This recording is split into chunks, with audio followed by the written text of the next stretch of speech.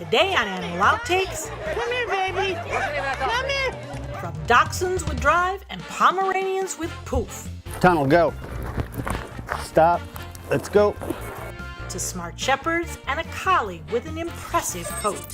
So happiness is a beardy. Happiness is a beauty. Join us for this look at some unique breeds and find out why these animals are so special.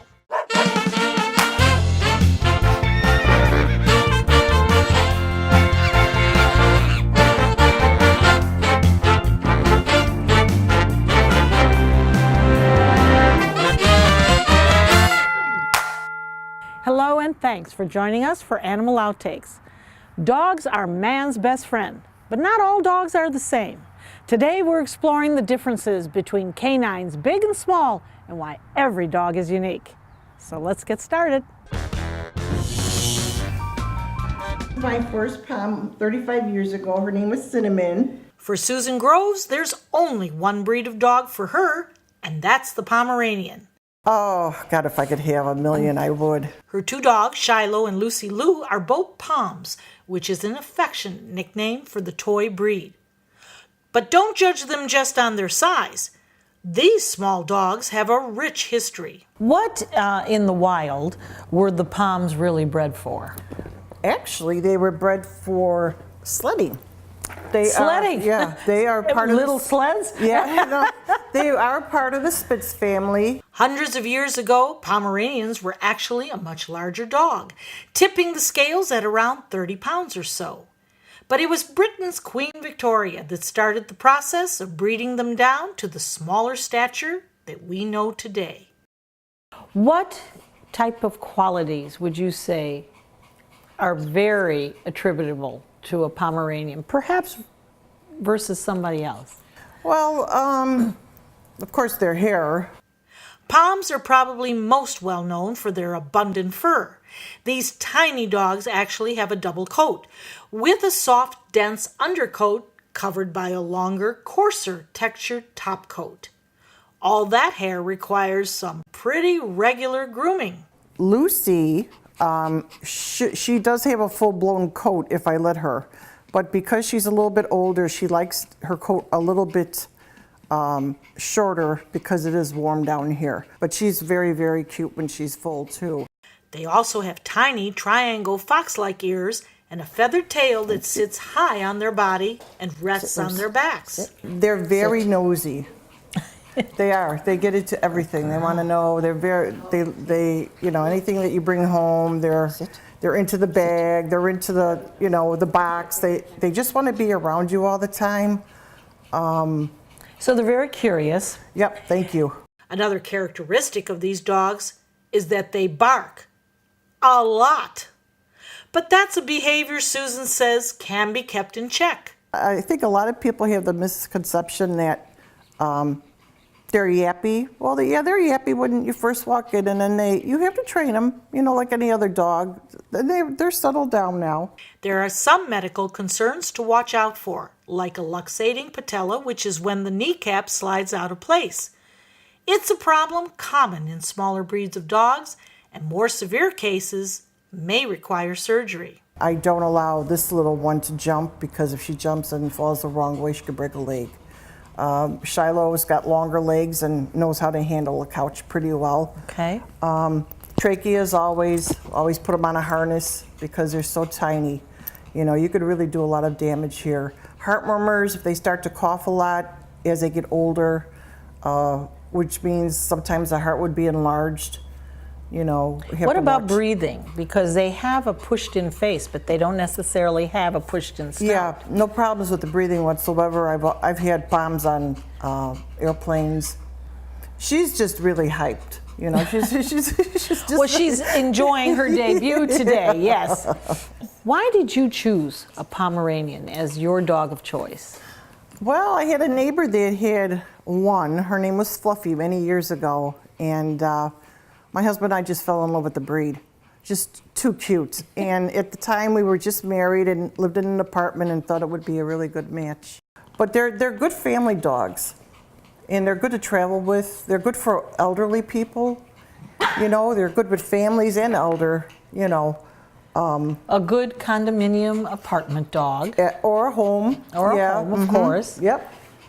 And I don't know. I'm just very blessed to have them. I've always had them, and that's the only breed we'll ever have, I think. If you're starting out right away, you've got to put like a treat on each one. All right, let's go, Xena. 7-month-old up. Xena is showing off her Easy. new skills on the agility Stop. course. Okay.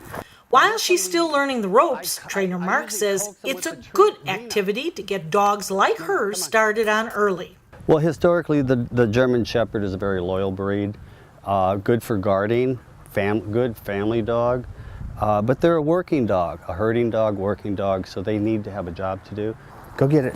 Good girl. Agility is great. It's a good work for the dog. Historically, German Shepherds have been used as protection dogs, working in law enforcement and search and rescue. Their high work drive is ideal in those positions, but it can mean disaster if not kept in check. So when you say working dog, now these guys, they need a job to do, right? I mean, you can't just get a Shepherd and expect that you're going to leave it home all day. If you get a Shepherd and you leave it at home all day, your blinds are probably going to be ripped up, and they're going to be making their own jobs, because that's what they do. They really just need something to do, or they make their own things up. So not all German Shepherds are going to be search and rescue or police No, dogs. they're a great family dog. Yeah. The thing is that you have to monitor what your energy level in your household is. Okay. And if that's a 5 and the dog's a 10, you got to get that dog down to a 5 by the end of the day. And by doing that, you need to do daycare, jogging, easy, walking. General walks are good. Basically, if you're an older person like me, 56, and you don't want to get up and run with the dog, throw the ball, have it, bring it back. Throw the ball, have it, bring it back. It needs just something constantly to do. So that would be its job. Just as important as a job, it's vital the German Shepherds, or any dog for that matter, are socialized properly. Let's go. Whoa, yay, come on, hurry. Introducing these dogs to new people, places, and things will help make them more confident and much easier to handle. If you don't get them socialized, they're going to become afraid of things, and then they don't really know what they're supposed to protect or not. Right. So a dog will always feel that, but if you don't socialize the dog is going to be more reactive. When you have reactive and fear, then you have fear aggression. So now the black and tan is the more classic, but there are others. There's white German Shepherds. There's the white Shepherds. There's Shepherds that have a little bit more brown. Longer-haired Shepherd. This is your classic German Shepherd. This is the German Shepherd that I love, because that's what you normally think about when you say, oh, that's a German Shepherd. She has all the characteristics of being a really good dog. For Mark, those characteristics include being alert and agile. She has a good temperament, and she plays well with others. Daycare, she's very good. She knows how to play well with the other dogs. She comes on a little strong, but then she backs down to where she should be.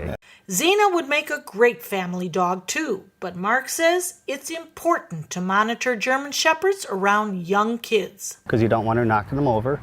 These dogs love to mouth. They will chew your hands up if you let them, because they just need something to chew. Sure. When they're full grown, German Shepherds can weigh between 80 and 120 pounds, with the males on the larger size.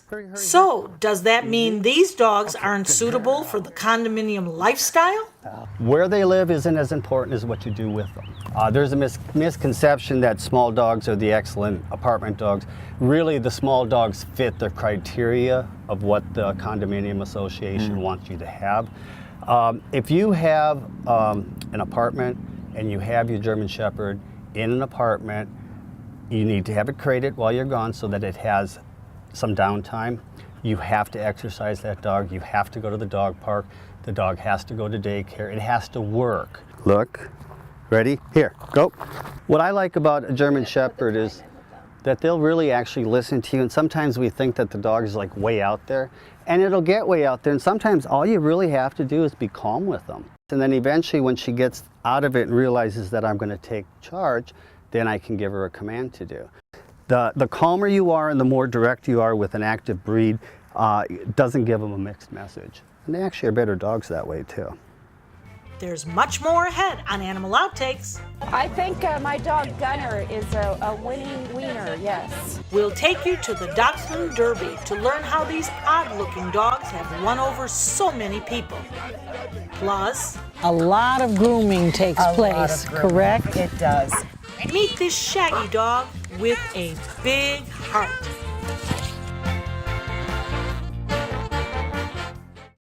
For thousands of years, we've been humans' best friend. You've been through a lot, and we've been right there with you. A dog is part of the family, a confidant, and a friend who always knows how to get into your heart. So what happens to our beloved companions when we can no longer care for them? This is why we've created Dante's Den, an innovative, state-of-the-art facility that will provide care for up to 100 dogs. Dante's Den is a community for joyful dogs. Millions of Americans face uncertainty when planning for the future of beloved pets who may well outlive them. Dante's Den is a charitable organization, so in whatever capacity you can, please lend your support so that we may continue this most wonderful work. Dante and I would like to thank you for watching and for also opening up your hearts to our wonderful community of joyful dogs. Learn about the many ways you could become involved by visiting dantesden.org. For me, it started with one hit of sardines. Oh, sardines. That's where I learned to beg. And it was easy to score free fish. I mean, hey, with this dolphin smiling, yeah, it's illegal, but no one cares. I had a monkey on my back, man. I was jonesing for people food, hanging out under boats, dodging props and hooks, and doing dangerous stuff that I'm ashamed to admit. Look, I know that I can kick this if people would just stop feeding me. Hi, I'm Marsha Panuce, founder of the Dante's Den Foundation. And I'm Ron Dixon, the executive director out at the Dens. Dante's Den has come a long way since its inception to where we are now. We've helped hundreds of dogs since we've opened, but now we need your help. We sure do, Marsha. Dante's Den needs great volunteers to help us feed, walk, and play with all of our furry friends. So come on out and enjoy our 50 acres of beautiful countryside where you can also feed miniature Holstein cows. And their babies. And Hee-Haw. The donkey. And Buttercup. A beautiful miniature horse. If you would like to be a part of our joyful community of dogs, please visit dantesden.org. Or call us toll free at 844-DANTES-DEN. That's 844-366-8336. Come on out today and see what makes us so special.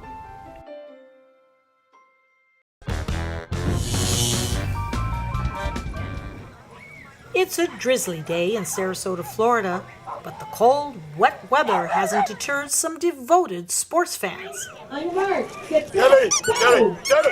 Today is the annual Wiener Dog Derby, with Dachshunds from across the state racing in for a chance at glory.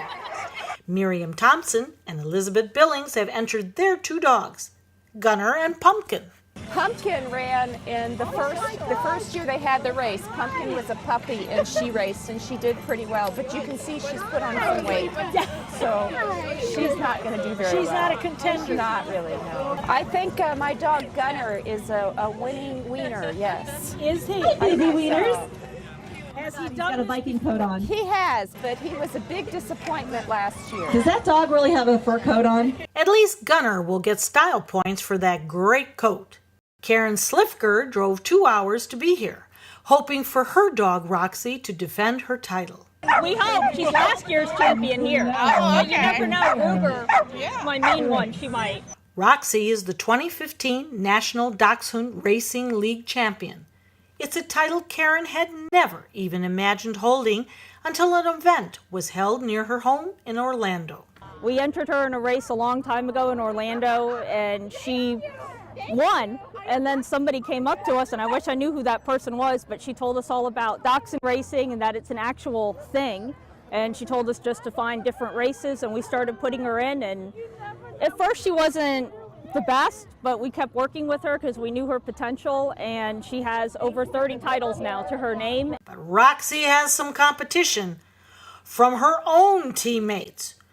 Ruger was adopted recently and has the makings of winning Wiener as well. We never expected her to race, and she would watch us practice in the backyard, and she won it in that race box, and now she's even beaten Roxy a few times at a few races, and she's actually the Georgia champion and number 2 in the nation. She came in second to her. Dachshund derbies date back to the 1970s, starting in Australia.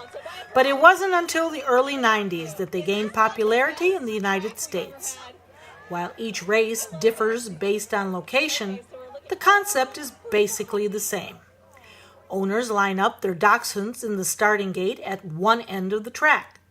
Then, when the gates open, they call them to the finish line, with the first nose to cross wins. It's a fun way to feature these delightful dogs. I grew up with Dachshunds, so I've always loved wiener dogs, and I think they have the sweetest personalities. They have a personality that brings out the best in me. They're very humorous, and they make you laugh, and they bring you up, and there's never a down moment. You know, training's a little difficult, but once you get past it, they're worth every bit of the love that they give me and I give them. The Derby isn't just a young dog's game. We found a 10-year-old Dachshund, also named Roxy, who was looking for glory and maybe a little redemption too. Yes. Last year she won the first race, and she didn't come in, second race, she stopped. Roxy's owner Nancy says her four-legged friend is more than just her pet. Oh my gosh, she's my pet. I travel all over the place with her. Go up to Chicago a couple times, Virginia a couple times, and she's my navigator. For her, there's no better breed than a Dachshund. They're so lovable.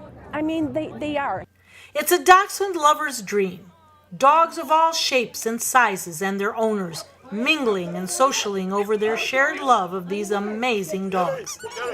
And then there's the race, with spectators cheering on their favorite competitor for a chance to go home with perhaps the best prize of all, bragging rights. Up next, these are not couch potatoes. These really are active, very active dogs. A rare breed, the bearded collie, comes bounding into our hearts when Animal Outtakes returns. For thousands of years, we've been humans' best friend. You've been through a lot, and we've been right there with you. A dog is part of the family, a confidant, and a friend who always knows how to get into your heart. So what happens to our beloved companions when we can no longer care for them? This is why we've created Dante's Den, an innovative, state-of-the-art facility that will provide care for up to 100 dogs.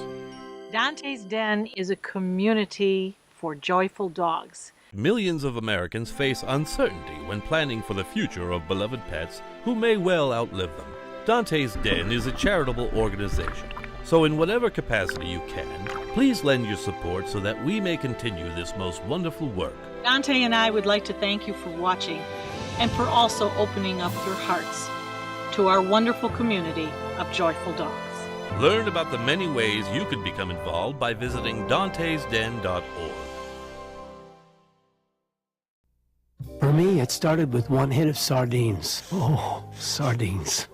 That's where I learned to bag. And it was easy to score free fish. I mean, hey, with this dolphin smile, yeah, it's illegal, but no one cares. I had a monkey on my back, man. I was jonesing for people food, hanging out under boats, dodging props and hooks, and doing dangerous stuff that I'm ashamed to admit. Look, I know that I can kick this if people would just stop feeding me.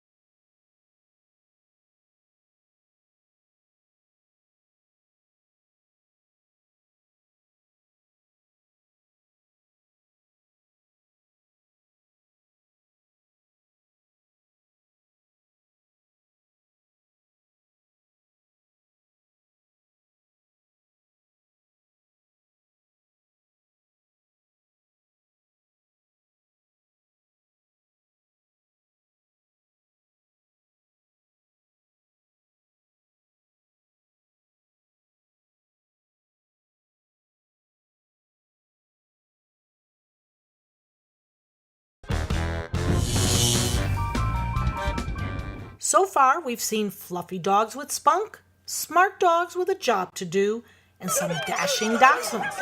But for our next breed, it's all about the hair. Barbara and her husband Dean have spent nearly 2 decades loving these shaggy dogs.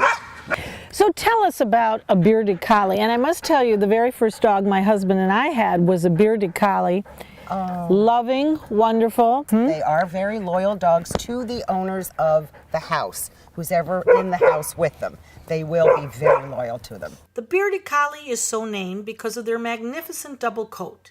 The undercoat is soft, furry, and close, with a flat, shaggy outer coat.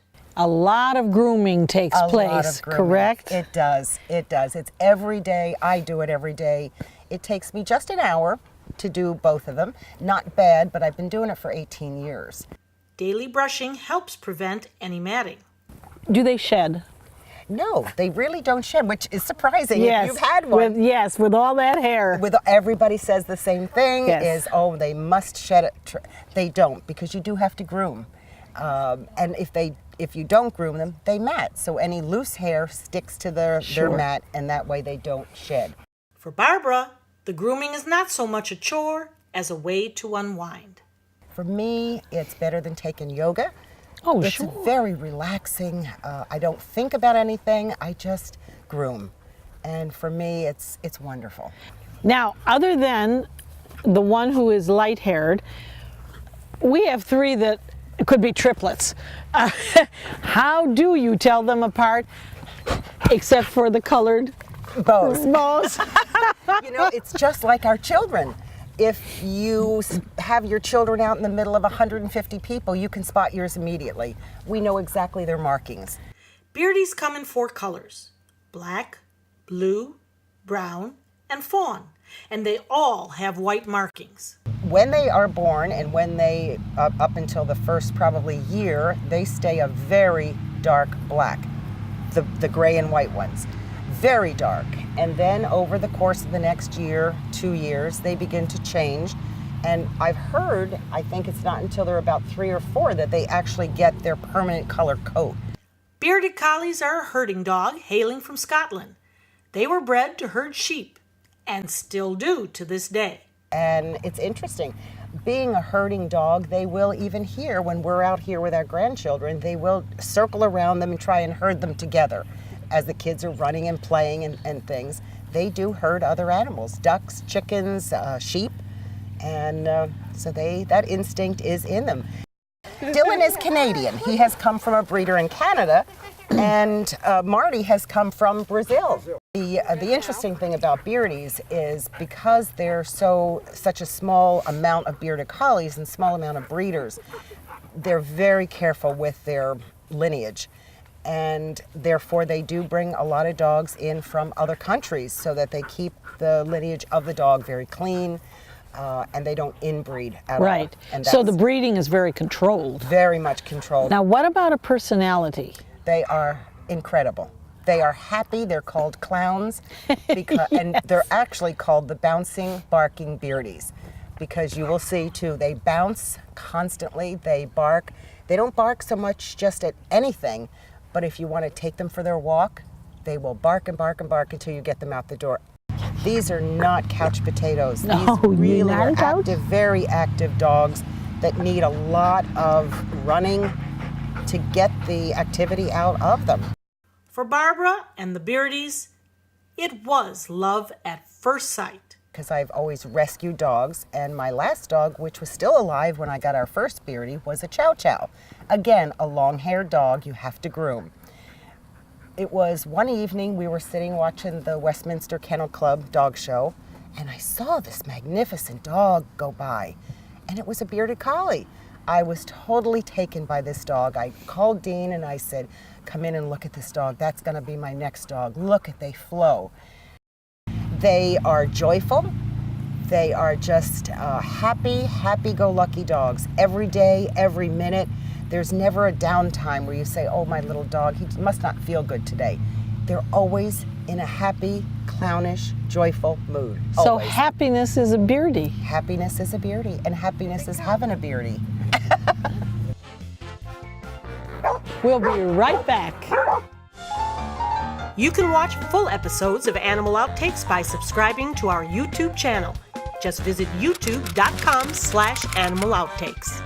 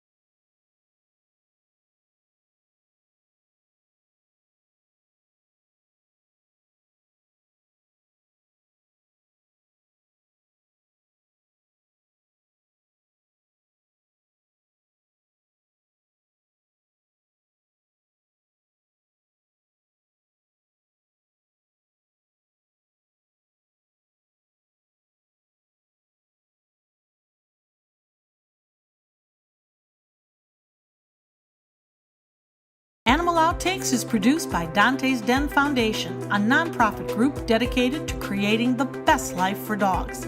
If you would like to learn more about Dante's Den, donate, or volunteer, visit our website, dantesden.org. That's it for this week's episode. We hope you've enjoyed learning about these unique dogs. And maybe you've even changed your mind about some breeds. Join us again next week for another outstanding animal adventure. See you then.